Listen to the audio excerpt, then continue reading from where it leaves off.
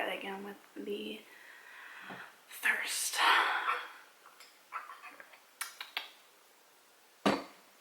It's pretty good. What is up, you guys? I am back today with my what I watched on Netflix in February. Some of you guys said that you were missing these videos because I didn't do them in February because I was MIA. Why is this so? That's not that. We're gonna fix this. Ready? Is that better? That's better, right? Okay. Anyways. Yeah, some of you guys said you were excited for this video, the series kind of to come back, and I realized might as well just do one for February anyways, even though we're already like almost halfway through March. I watched some pretty good things, so why not just still talk about it, I guess. So for TV shows, I only watched two. I watched Y50, which you guys know I'm in the middle of watching, so of course I've been watching that almost every month since like December, I think, because I've been trying to watch it all. I haven't watched it in like 3 weeks because, let me explain why. It's not that I don't like it, it's just Caleb and I were watching it together. So now it's like, do I just watch it alone? It just feels weird, right? Right? Yeah, exactly. That's what I thought. Then actually in early February, I watched the Santa Clarita Diet, the Netflix original. It was funny. It was good. I really liked it was a really dark, dry humor, I thought, which was really funny. And I enjoyed it a lot, but it wasn't as like laugh out loud funny as I thought it could have been. It was more just like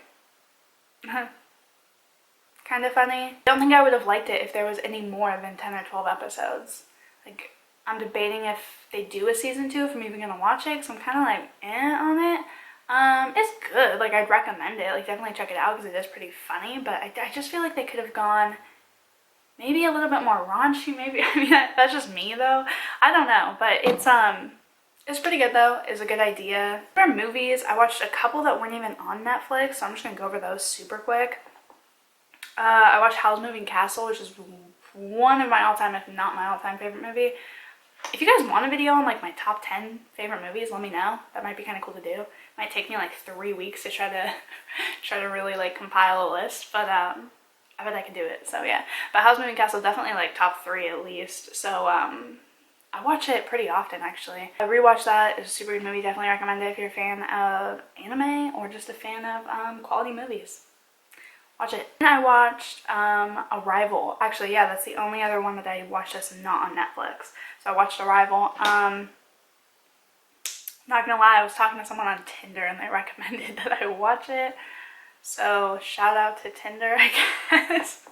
It's pretty good. I love language and culture and stuff, as 99% of you know, and this had to do with that a ton. Communication in between the aliens and whatnot, and time, and it was super, it mind fucked me to be honest, but it was way better than I thought it was going to be. I thought it was going to be like an overdone sci-fi about aliens and they come and we're like, what? And then everybody freaks out and then somebody saves the day. But it was a little more complex than that, and I really enjoyed it. Then on Netflix, I watched The Good Neighbor. It's pretty much about these 2 kids that want to pull this prank, do this social experiment on their neighbor. So they put cameras in his house and try to do these weird, like, they try to do like it's paranormal and shit to try to trick him. The dude ends up like freaking out, and they start thinking that something's up and that like he killed his wife, and it turns into like this hardcore thriller.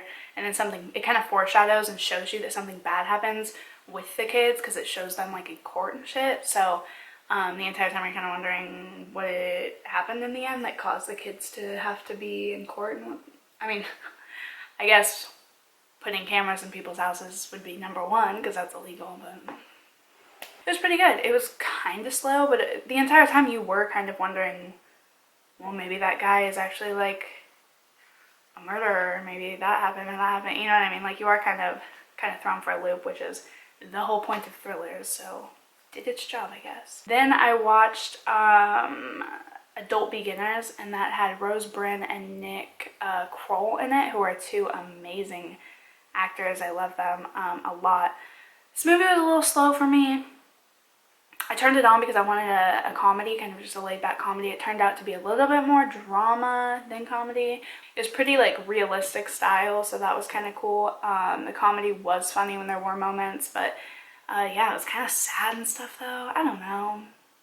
It was a good movie, I'm not gonna lie. I thought it was well produced and well written, but it was just a little slow and I expected it to be more comedy than it was. But that was just me with the expectations. Then I watched Someone Marry Barry. That was so funny. Oh, I love that movie. Yeah, that was a good one. It's pretty much about this guy and he is like the weird one in the friend group and he's like their Barry and they say that everybody has a Barry in the friend group. And so Barry just kind of acts wild and whatnot and he finally meets a girl that like actually is the same way as him, so they connect really well, but then it ends up kind of ruining his friendship because Barry and his girlfriend are both so fucking crazy that just shit goes down. And I'm like spoiling the entire movie. Never mind. I went way too far. It's pretty much about this guy that just like is the crazy one in the friend group and he meets a girl and shit happens. I should really be the one to write the Netflix descriptions. Hit me up. And shit happens. That's how I would end. If you watch these videos all the time, that's almost how I end like every single synopsis of a movie. Like, yes, the aliens came and shit happened. The very last thing I watched was Sliding Doors, which was, it's like a 1990s?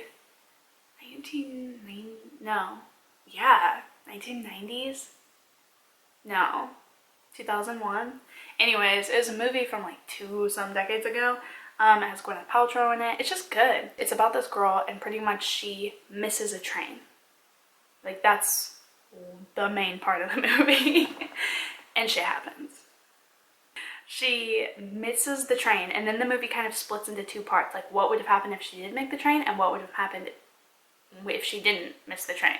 So it kind of shows like what would have happened in like these parallel universes. And it really puts emphasis on how these little tiny details in our life really can make a big difference. You know what I mean? Like catching a red light at one, stoplight could mean that you wouldn't have gotten in an accident means that you wouldn't have like gotten in an accident or could have or whatever. You know what I mean? Like it's like these little tiny details that shape our entire life and that movie really emphasizes that. And at the time I kind of needed that. I needed to remember that all these little details happen for a reason and all these things happen for a reason.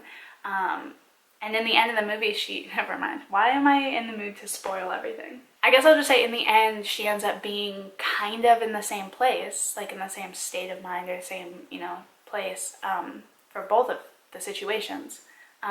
It's just different journeys getting there.